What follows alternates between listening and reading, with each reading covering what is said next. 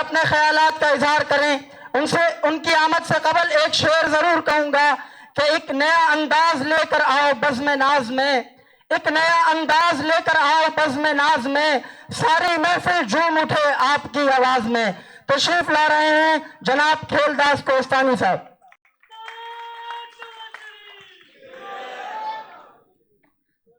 Stage पे विराजमान MSF के मरकजी सदर और लाहौर से हमारे आए हुए दोस्त साथी रहनुमा राना अरशद साहब, मैं उनको वेलकम करता हूं।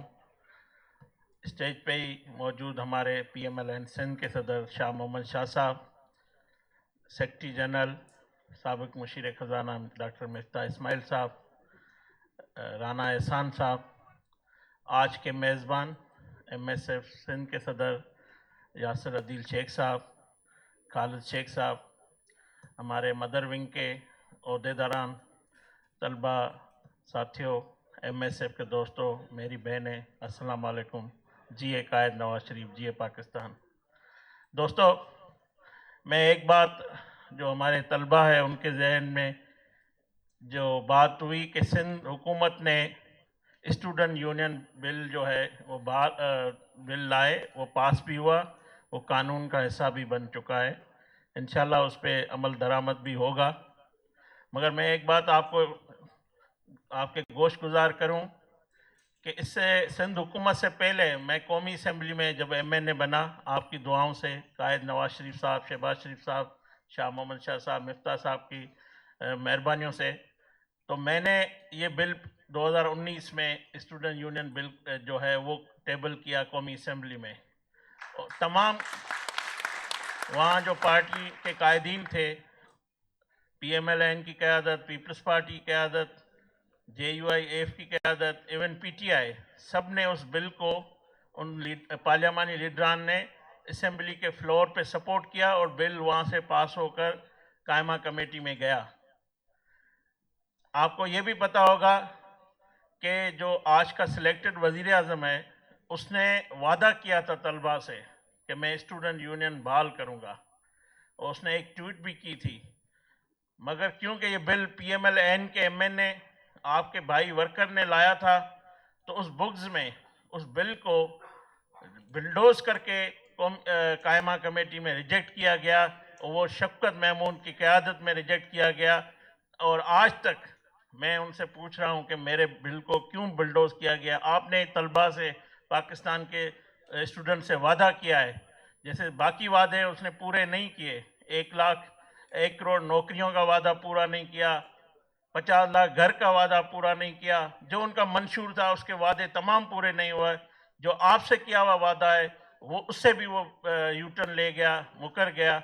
और मैं समझता हूँ जब भी हमारी हुकूमत आएगी, इंशाल्लाह जल्द आएगी और आपके वोट से आएगी, अवाम के वोट से आएगी, जब हमारी हुकूमत आएगी तो हम फिर ये बिल टेबल करेंगे और ये बिल इंशाल्लाह पूरे पाकिस्तान में यूनिफॉर्म, जैसे तमाम सूबों में एक पॉलिसी हो, ये बिल पास होना चाहिए।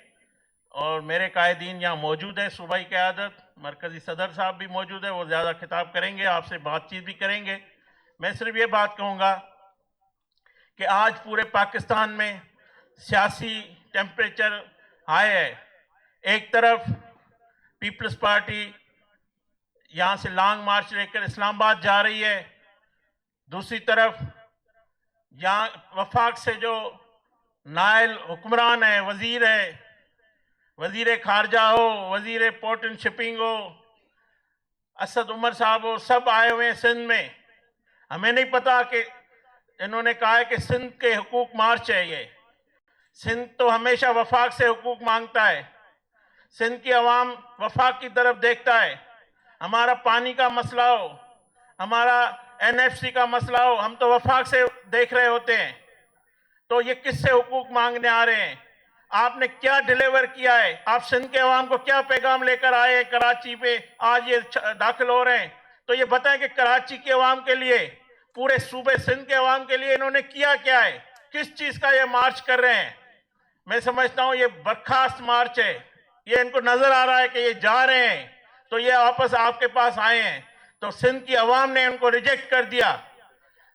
वजीर खारजा जिनके मुरीद है उमरकोट में, सांगड़ में, गोटकी में, वो मुरीद भी नहीं आए उसको सुनने के लिए। बाकी कारकुन तो या अवाम तो आनी नहीं थी, क्योंकि इन्होंने इतना अवाम का जो जिंदगी अजीरन की है, तो इनका जो हुकूक मार्च है वो मुकम्मल नाकाम हो चुका है।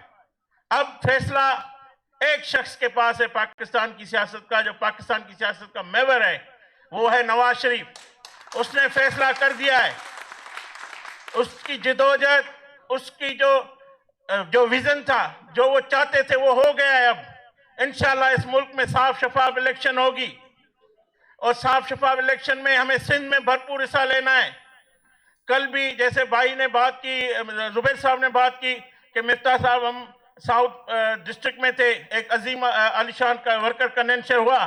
बिल्कुल नवाज शरीफ के चाहने वाले, लियारी हो, कश्मीर हो, इसी तरह सूबे सिंध के सदर शाह मोहम्मद शाह ने मीरपुर सिंध के कई शहरों में वर्कर कन्वेंशन किए, वहां सिंध की आवाम को जगाया है कि आओ आप सिंध के सियासत में हिस्सा लें, आप PMLN का साथ दें, आप नवाज शरीफ का साथ दें, आप शहबाज शरीफ का साथ दें।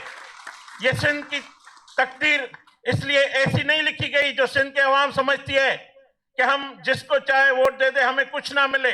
सिंध के अवाम को फैसला करना पड़ेगा। सिंध की अवाम को भी पंजाब की अवाम की तरह ऐसा फैसला करना पड़ेगा। यहाँ पे भी एक शहबाज शरीफ हो जो सूबे को तरक्की और खुशहाली पे लेके चले।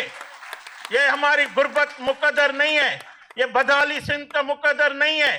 सिंध का मुकद्दर खुशहाली है, क्योंकि ये सूबा सबसे ज्यादा खुशहाल है, क्योंकि ये गैस देता है, ये रेवेन्यू कराची से जाता है, इस मुल्क को चलाता है। पर ये सूबा, तो ये सूबा ऐसे नहीं चलेगा।